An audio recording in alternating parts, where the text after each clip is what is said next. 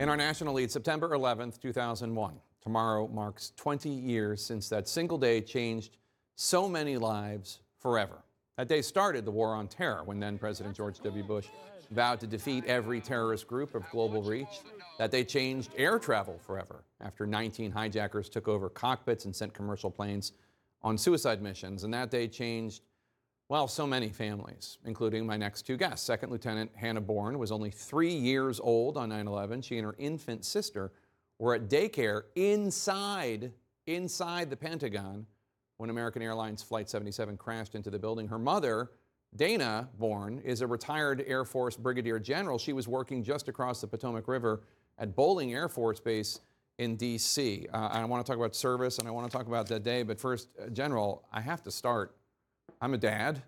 I can't even imagine your feeling from across the river and you see this explosion at the Pentagon, your two little girls are there. Yeah, Jake, it's still very raw. Emotions come through and a lot of mixed emotions. And yet at the same time, you know, we trained for that. I was a lieutenant colonel, so pretty much 18 years of service. And in that time frame, I thought about three things. First was we had people in the Pentagon, and I had a first sergeant that jumped and went there. So he was our eyes and ears. Called my husband and said, honey, the Pentagon's been hit. He said, I'm on my way. So I could trust that they were going to be hopefully rescued, although we didn't know.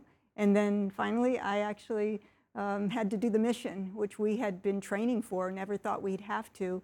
And I had great young men and women who stepped up and surpassed expectations. But yes, it was mind racing and lots of emotions and mixed emotions on that day for many. Thankfully, both of your daughters were okay. Lieutenant, do you remember anything from that day? You were 3. I was young, so most of my memories are a bit fragmented, where I have bits and pieces that are really vivid and others that are maybe a bit blurry in my time lapse. But I think the common theme across most of my memories is just overwhelming confusion as I struggled to process what was happening. And then on top of that, just sensory overload with the sights and sounds and smells of the day.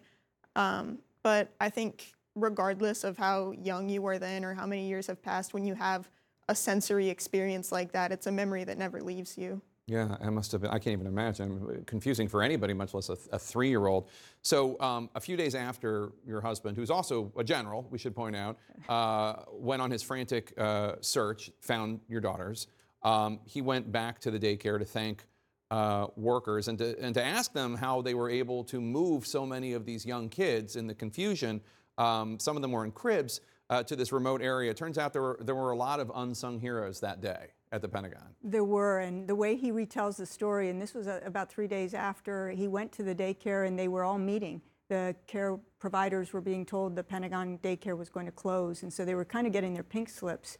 And he went into the director and said, how in the world did you get 100+ infants and toddlers to a remote site so beautifully secure with like guards protecting them a half-mile away? And she said, as soon as the plane hit, there were people.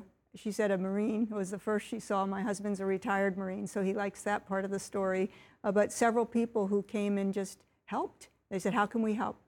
And they lifted and took them all to a circling of the wagons, and they were in a peaceful spot in the middle of chaos when he found them. And Lieutenant, I mean, tragically, you had classmates who lost parents that day. Yes, sir. I think that's one of the things that has always stuck with my sister and I about this story is, as much as our story is unique in our proximity to the attacks, it's also not unique because it's not our story, it's a nation's story. And recognizing how blessed our family was that day and also in the 20 years since is something that we keep in mind now in our service, in just how we can honor and remember the lives lost and so many families who are changed. So 6 weeks after 9/11, your family got to celebrate your belated, understandably, 4th birthday. Instead of a Dora the Explorer theme, it was changed to, you insisted, on an American flag-themed party. You became known as the Little Patriot. Is that what led to you to where you are now as a 2nd lieutenant? Yes, sir. In a sense, I think so. I think it was less about the flag as a physical object and more that I understood it to be a sense of community. It seemed like in the weeks after 9/11, everywhere you went, there was an American flag on display, and I saw that as a visual indication of people communicating their support for one another and how we were going to come together and grow and heal together.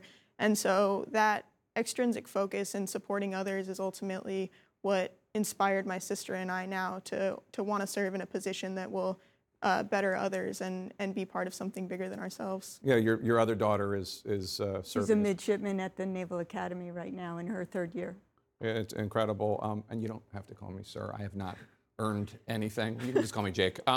General, in the days and weeks since 9/11, we saw a lot of the best of this country. Not just patriotism, but people coming together, people helping each other, people being there for each other, celebrating first responders, a sense of unity. Is that gone? Do you think? It feels very far removed from where we are today? It's one of the things I hope that 9/11 does, is takes us back to that time where there is that sense of unity, where we are coming together in that common purpose. And I would like to believe that, purveyor of hope, that we can get back to that. And that's a way that we can honor those that paid the ultimate price that day and 20 years since. And where did this tradition of service come in your family? You're a general, your husband's a general, you have a midshipman, you have a lieutenant. I mean, do you have family going back centuries that served? Where did it come from? On her father's side, on the paternal side, we do go back to the Civil War. And On the right side, I hope. and and his father, matter of fact, we lost both patriarchs this COVID season, but he was a World War II Navy pilot, one of the last single wingers, flew airships. And then my father, who we also lost this year, was a Coast Guard radioman just after World War II. So there is some legacy of service in our family. Did you lose them both to COVID?